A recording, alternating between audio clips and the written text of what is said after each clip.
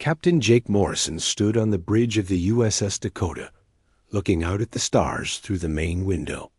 The ship was quiet, except for the soft hum of the engines. His crew was busy doing their daily work around the research vessel. "Captain, we're getting close to the fourth planet," said Pete Williams from his station. Pete was the ship's communications officer. He was young but good at his job. Jake nodded. "Good. Dr. Carter, are your science teams ready?" Dr. Lisa Carter looked up from her computer screen. She was the chief science officer and had been studying space rocks for the past 6 months. "Yes, Captain.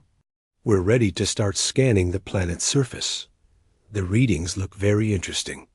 The Dakota had been in the Kepler 442 system for half a year now. It was a peaceful mission. They were looking for new minerals and studying how planets formed. The crew of 200 people included scientists, engineers, and support staff. Most of them had never seen real danger. Jake walked around the bridge, checking on his crew. Amy Rodriguez was working on the engine controls. She was the chief engineer and could fix anything on the ship. Ben Clark sat at the weapons station, but there wasn't much for him to do. The Dakota only had small defensive guns. It was built for science, not fighting. "Captain," Pete said suddenly, his voice sounding worried, "I'm getting a signal. It's not one of ours." Jake turned to look at him. "What kind of signal?" "It sounds like a distress call. Very weak, coming from near the asteroid belt." Jake frowned. The asteroid belt was far from where they were working. "Can you make it clearer?" Pete worked on his controls, trying to clean up the signal. Static filled the bridge speakers. Then they heard it, a voice speaking in a language none of them knew. But the fear in the voice was clear. "It's definitely a distress call," Pete said. "The signal is breaking up, but I can tell someone is in trouble." Dr. Carter stood up from her station. "Captain, I've been studying alien languages as a hobby." "May I listen?" Jake nodded. Lisa came over and put on headphones. She listened carefully, her face growing more serious with each word. "What is it?" Jake asked. "They're saying something about attack. Pirates. Many people in danger." Lisa took off the headphones. "Captain, I think civilians are being attacked." Jake felt his stomach tighten. The Dakota was a research ship, not a warship. But if people were in danger, could he just ignore it? "Pete, can you find out where the signal is coming from?" "Working on it, Captain." Pete's fingers moved quickly. Over his controls? "Got it. The signal is coming from Grid 77 Alpha, near the large asteroid field." Jake looked at the star map on the main screen. The asteroid field was 2 hours away at full speed. He thought about his options. The Dakota had weak shields and only small guns. If there really were pirates out there, his ship wouldn't stand much of a chance. But then he thought about the fear in that alien voice. Someone was asking for help. "Amy, how fast can we get to those coordinates?" Amy Rodriguez looked up from her station. "If I push the engines hard, we can be there in 90 minutes, Captain." "Sir," Ben Clark said from the weapons station, "we're not equipped for combat. Our guns are meant for clearing space debris, not fighting pirates." Jake knew Ben was right. The Dakota's weapons were weak. Its shields were basic. Most of the crew had never been in a real fight. But he also knew something else. It was the right thing to do. "I know our limits," Jake said. "But we can't just leave if people are dying out there." Dr. Carter stepped forward. "Captain, I agree with you. We have to try to help." Jake looked around the bridge at his crew. They were all looking at him, waiting for his decision. These people trusted him to keep them safe, but they also trusted him to do what was right. "Pete, send a message to Fleet Command. Tell them we're responding to a distress call." "Amy, set course for the asteroid field. Maximum speed." Yes, Captain, Amy said, her hands moving over the engine controls. The Dakota began to turn toward the asteroid field. Jake could feel the ship's speed increasing as Amy pushed the engines harder. Pete, keep trying to talk to whoever sent that signal. Let them know help is coming. Pete nodded and began sending messages on different frequencies. The bridge became busy as everyone prepared for whatever they might find. Jake stood in the ash, center of the bridge, watching the stars change position as the ship turned. He didn't know what they would find when they reached the asteroid field. He didn't know if his small research ship could really help against pirates, but he knew one thing for sure: when someone called for help, humans answered. It was just who they were. As the Dakota raced through space toward the unknown danger, Jake thought about his crew. They were good people, scientists and engineers who had signed up to explore the universe, not to fight wars. But now they were heading toward what might be their first battle. The next hour would change everything for the crew of the USS Dakota. They just didn't know it yet. The Dakota came out of high speed near the asteroid field, and Jake Morrison felt his heart sink. What he saw on the main screen was worse than he had expected. A large alien ship was floating dead in space, smoke coming from holes in its hull. The ship was huge, much bigger than the Dakota. It looked like it was built to carry many people, not for fighting. Around the damaged ship, 3 smaller vessels circled like hungry wolves. These ships were dark and covered with sharp metal spikes. They looked mean and dangerous. Captain, Pete Williams said, his voice tight with worry, I'm getting readings on those 3 ships. They're Krex raiders.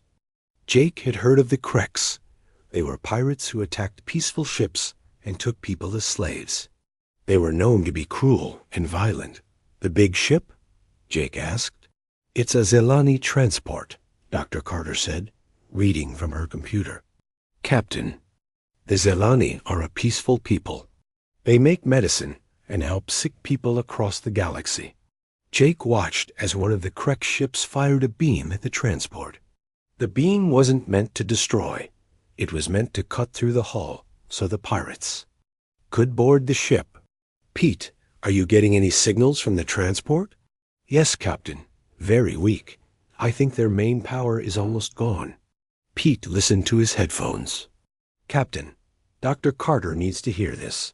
Lisa put on the headphones and listened. Her face went white. Captain, they're saying there are 3,000 people on that ship. Many of them are children. 3,000 innocent people. Jake felt anger building inside him. The Krex were about to board that ship and take all those people as slaves. Ben, what do our weapons look like against those Krex ships? Ben Clark checked his readings. Not good, Captain. Each of those raider ships has guns 5 times stronger than ours. Their shields are much better, too. How many people do we have on board? Jake asked. 200, Amy Rodriguez answered from the engineering station. Jake did the math in his head. The Dakota had 200 people. The Zelani transport had 3,000. The Krex had 3 warships built for fighting. It was an impossible situation. But Jake knew what he had to do. Red alert. All hands to battle stations, Jake said into the ship's communication system. This is the captain. We are going to help that transport ship. I know we're not built for fighting, but we can't let those pirates take innocent people. The bridge lights changed to red. Jake could hear people running through the halls as the crew prepared for battle. Amy, I need everything you can give. Me from the engines. You got it, Captain, Amy said. I'm pushing them past safe limits. Ben, get our weapons ready. I know they're not much, but we'll use what we have. Ben nodded and started charging the Dakota's small guns. Pete, send a message to the Krex ships. Tell them to leave the transport alone. Pete sent the message. A few seconds later, an answer came back in rough English. Human ship, go away. This is not your business. Jake picked up the communication device. This is Captain Morrison of the USS Dakota. You are attacking innocent people. Leave now.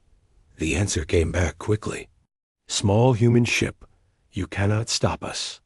Go away or we will destroy you too. Jake looked at his crew. They were all scared, but they were ready to fight. Amy, take us toward the transport. Put us between them and the Krex ships. Captain, Dr. Carter said, I want to go to the transport ship. I'm a doctor. I can help their wounded. Jake wanted to say no. It was too dangerous. But he knew those people needed medical help. Take a team with you. Use the small shuttle. As the Dakota moved toward the transport, the Krex ships turned to face them. Jake could see the enemy weapons powering up. Here they come, Ben said. The first Krex ship fired. Red beams of energy hit the Dakota's shields. The ship shook, and sparks flew from some of the control panels. Shields down to 60%. Amy reported. Fire back, Jake ordered. The Dakota's small guns fired blue beams at the Krex ship. The beams hit the enemy shields, but didn't do much damage. We need to be smarter, Jake said. Amy, can you give us a burst of speed? I can overload the engines for 30 seconds. After that, we'll need to cool them down. Do it. Ben, when I give the signal, fire everything we have at the lead ship. Amy's hands moved over her controls. The Dakota suddenly shot forward much faster than the Krex expected.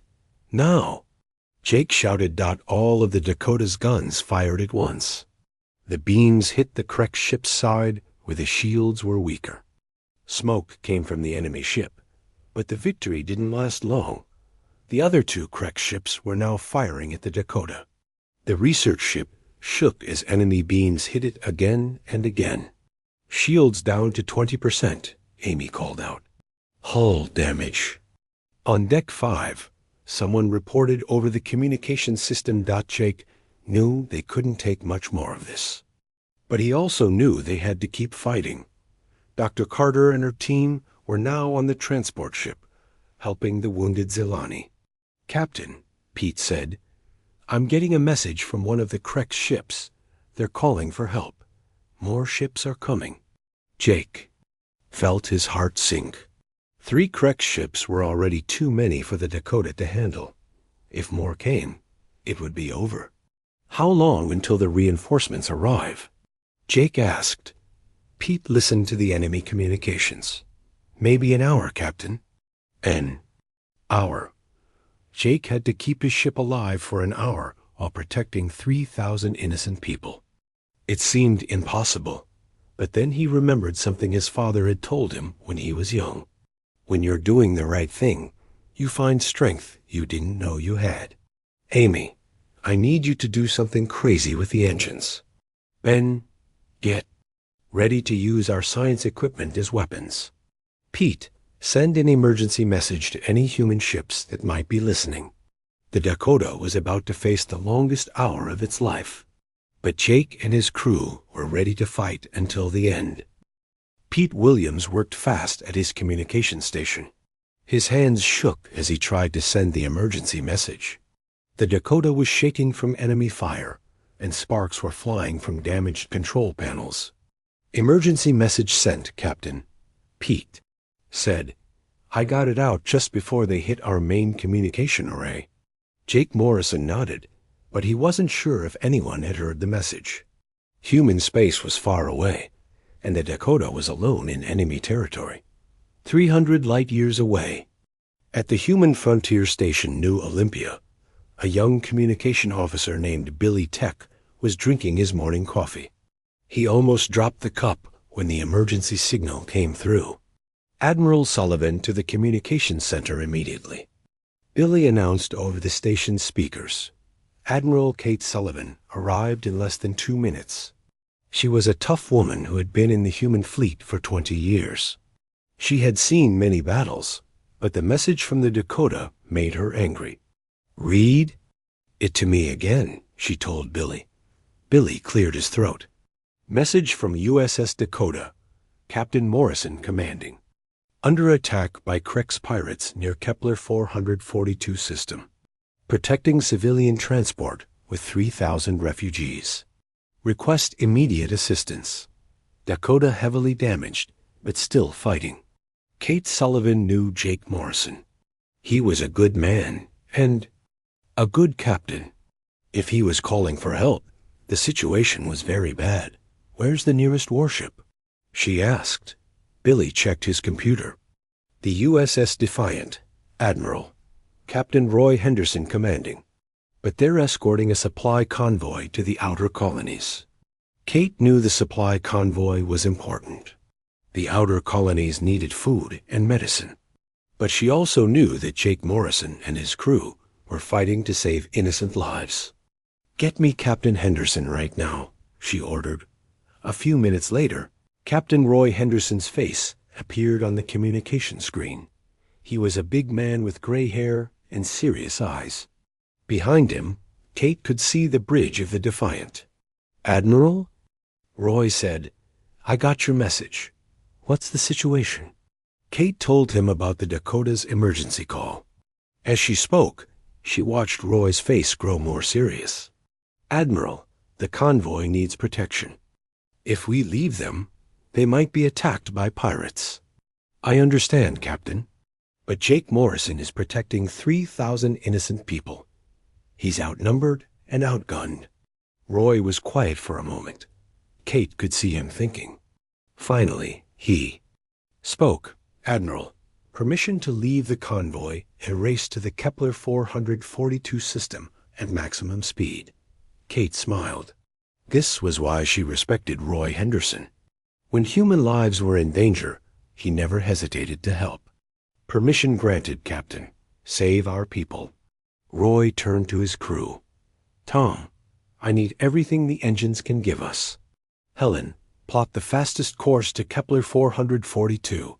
Tom Baker, the Defiant's chief engineer, looked up from his station. Captain, if I push the engines past their limits, we might damage them. Do it anyway, Roy said. American ships don't leave their own behind. Helen Price, the ship's navigator, worked quickly on her computer. Captain, at maximum speed, we can reach the Dakota in 3 days. That's too long, Roy said. Tom, can you give me more? Tom thought for a moment. If I remove the safety limits on the engines, we can do it in 2 days. But the engines might blow up. Do it, Roy said without hesitation. The Defiant began to turn away from the supply convoy. The big warship's engines grew brighter as Tom pushed them harder than they were designed to go. Captain, Helen said, the convoy commander is asking why we're leaving. Roy picked up the communication device. Tell the convoy that the Dakota needs help. Tell them that when humans are in danger, we come running. As the Defiant raced through space toward the Kepler 442 system, the news about the Dakota's fight began to spread through human space. Pete Williams' emergency message had been heard by many ships and stations. On the mining station, New Colorado, Captain Steve Wright heard the news. His ship, the cargo vessel Liberty, was not built for fighting. But he ordered his crew to change course toward Kepler 442 anyway. We can't fight, his first officer said. We don't have weapons. We can rescue people, Steve replied. That's something. On the passenger liner Star Princess, Captain Maria Santos also heard the news. Her ship carried 500 civilian passengers, including many families with children. Captain, her first officer said, the passengers won't like us going into a battle zone. Maria thought about Jake Morrison and his crew, fighting alone against pirates. Tell the passengers the truth. Tell them that American ships are in danger, and we're going to help. When the passengers heard the story, they voted to support the captain's decision. Even the children understood that helping people in danger was the right thing to do. All across human space, ships began changing course toward the Kepler 442 system. Some were warships, Some were cargo vessels, and some were passenger ships. But they all had one thing in common. They were human, and they were coming to help. Back at New Olympia Station, Admiral Sullivan watched the reports coming in. 12 ships had already changed course to help the Dakota. More were asking for permission to join them. "Admiral," Billy Tech said, "the Defiant will arrive first, but the other ships will be there soon after." Kate Sullivan nodded. She thought about Jake Morrison and his crew, fighting alone against impossible odds. She hoped they could hold out long enough for help to arrive. "Send a message to all ships heading to Kepler 442, she ordered. "Tell them that the Dakota is protecting innocent people. Tell them that we don't abandon our own, and we don't let pirates hurt civilians." As the message was sent, Kate looked out at the stars. Somewhere out there, the Dakota was still fighting. She hoped Jake Morrison knew that help was coming. She hoped he knew that the entire human fleet was racing to save him. The battle for Kepler 442 was about to become much bigger than anyone expected. The USS Dakota was dying slowly. Captain Jake Morrison could see the damage reports coming in from all over his ship. The hull was cracked in 3 places. The main engines were running on backup power. Half of the crew was injured, but they were still fighting. "Captain," Amy Rodriguez called from the engineering station, "I've got the mining laser working as a weapon. It's not much, but it's better than nothing." Jake smiled despite their terrible situation. His crew was using everything. They had to keep fighting. The Dakota's mining laser was meant for cutting through asteroids, but Amy had turned it into a weapon. "Ben, target the lead Krek ship with the mining laser," Jake ordered. Ben Clark aimed carefully and fired. The bright yellow beam cut through space and hit the Krek's ship's hull. The beam was slow, but it was powerful. It began to burn through the enemy's armor. "We hurt them," Ben said with satisfaction. But Jake knew they were running out of time. The Dakota had been fighting for 2 hours now. More Krek ships were on their way, and his own ship was barely holding together. On the Zelani transport ship, Dr. Lisa Carter worked to save injured aliens. The Zelani looked like tall, thin humans with blue skin and large eyes. They were a peaceful people, and many of them had never seen violence before. "Doctor," one of the Zelani said in broken English, "why do your people help us? We are strangers to you." Lisa looked up from treating a wounded child. "Because it's the right thing to do. Humans don't let innocent people suffer if we can help it." The Zelani elder nodded slowly. "We have heard stories about humans. Some say you are warriors. Others say you are peaceful. I think you are both." Back on the Dakota, Jake watched as 4 more Krek ships appeared on his sensors. The new ships were bigger than the first 3. They looked like they were built for war. 7 ships total now, Pete Williams reported. "Captain, I'm picking up communications from the lead ship." Harsh voice came through the speakers. It spoke in accented English. "Human ship, this is Warlord Thex of the Krex Empire. You have fought well, but now you die. Surrender, and we will make your death quick." Jake picked up the communication device. "This is Captain Morrison. We will never surrender to pirates and slavers." Vex laughed. "Humans are foolish. You fight. For aliens who mean nothing to you. Why do you care about these Zelani?" "Because they're innocent people," Jake said. "That's enough." There was silence on the communication channel. Then Vex spoke again, and his voice sounded confused. "You would die for strangers? This makes no sense." Jake realized that the Kreks truly didn't understand. They were pirates and slavers. They only cared about profit and power. The idea of helping others was foreign to them. "You wouldn't understand," Jake said. "It's what makes us human." The communication channel went quiet. Jake could see the Krek ships moving into attack formation. 7 warships against 1 damaged research vessel. It was hopeless. "Captain," Amy said, "I'm reading massive engine strain. The Krex ships are having trouble with their formation." Jake looked at the tactical display. The Krex ships were indeed having problems. They kept bumping into each other and getting in each other's way. They're not used to working together, Ben realized. Most pirate groups fight alone. Jake saw an opportunity. "Amy, can you give me one more burst of speed? The engines will probably explode," Amy warned. "Do it anyway." The Dakota shot forward toward the Krex formation. The enemy ships were so busy trying to avoid hitting each other that they didn't react fast enough. "Fire everything," Jake ordered. The Dakota's guns, mining laser, and even the garbage disposal system fired at the confused Krex ships. The attacks didn't do much damage, but they made the pirates even more confused. 2 of the Krex ships crashed into each other, trying to avoid the Dakota's attack. Both ships were damaged and had to pull back. 5 ships left, Ben reported, but Jake knew that trick would only work once. The Krex were regrouping, and they were angry. Warlord Dex's voice came through the speakers again. "Clever, humans, but now you die for sure." The 5 remaining Krex ships began firing all their weapons. At the Dakota, the research ship's shields failed completely. Enemy beams hit the hull directly, causing explosions throughout the ship. "Hull breach on Deck 3, someone reported. "We're losing air. Fire in the engine room," Amy called out. "I'm trying to contain it." Jake knew his ship was finished, but he also knew that Dr. Carter and her team were still on the Zelani transport. If the Dakota was destroyed, the pirates would board the transport and take all 3,000 people as slaves.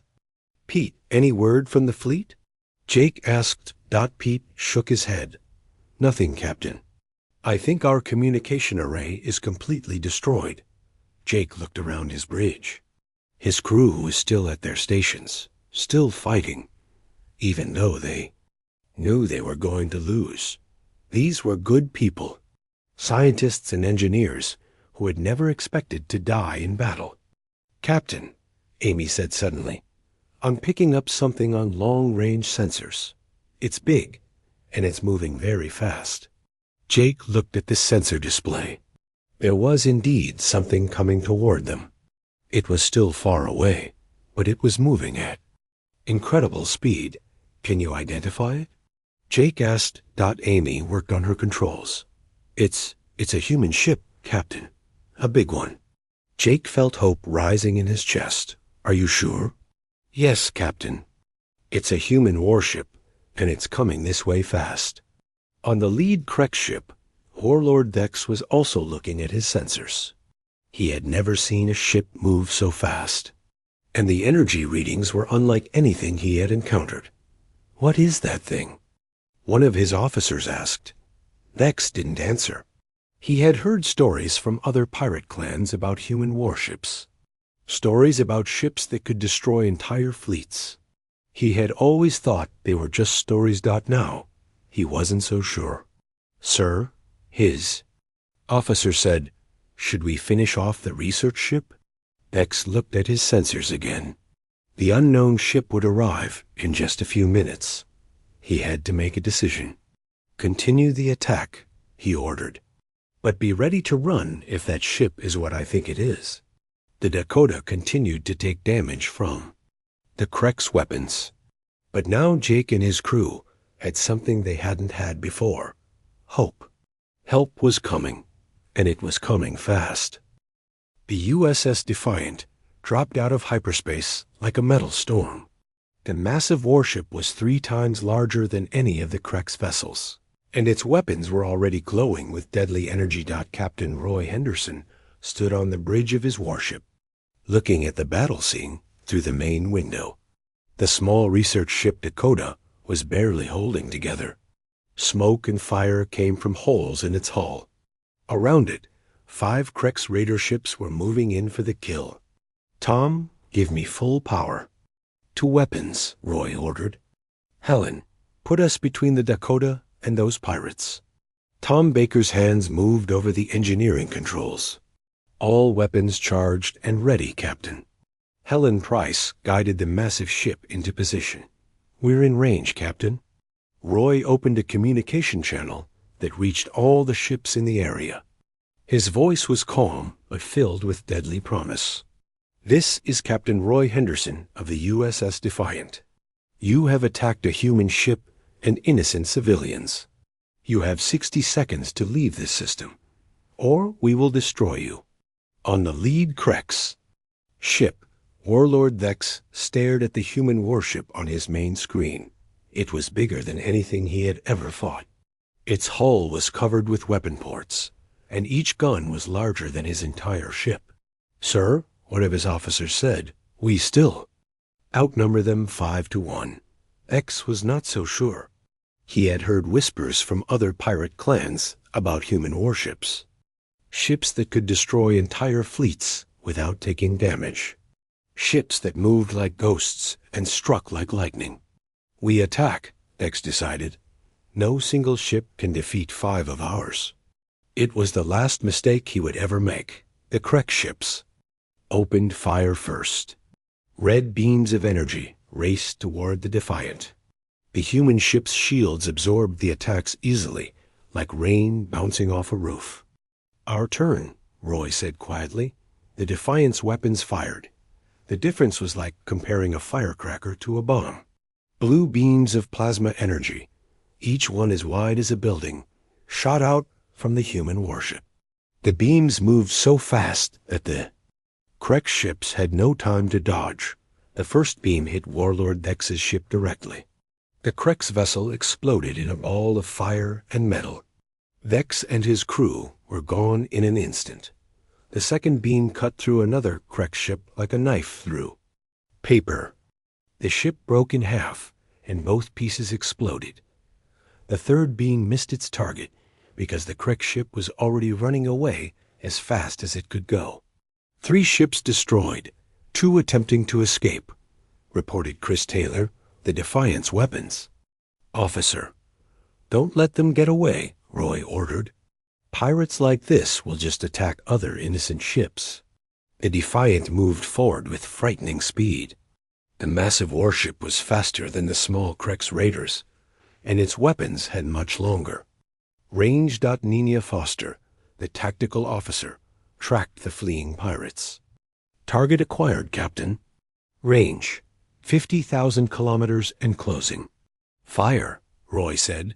More plasma beams reached out through space. The fleeing Krex ships exploded one by one. In less than 5 minutes, the entire pirate fleet was destroyed. Roy opened a communication channel to the Dakota. Captain Morrison, this is Captain Henderson. Are you all right? Jake Morrison's voice came through the speakers. He sounded tired but grateful. Captain Henderson, we're damaged but alive. Thank you for coming. That's what we do, Roy replied. We take care of our own. As the Defiant moved closer to the Dakota, Roy could see how badly the research ship was damaged. It was amazing that Jake and his crew had survived it all. Sir, Helen reported, I'm detecting more ships approaching. Multiple contacts. Roy tensed. Were more Krex ships coming? But then he smiled as he read the sensor data. They're human ships, he announced to his crew. Looks like half the fleet decided to join the party. Over the next hour, 12 more human ships arrived in the Kepler 442 system. There were destroyers, frigates, cargo ships, and even a passenger liner.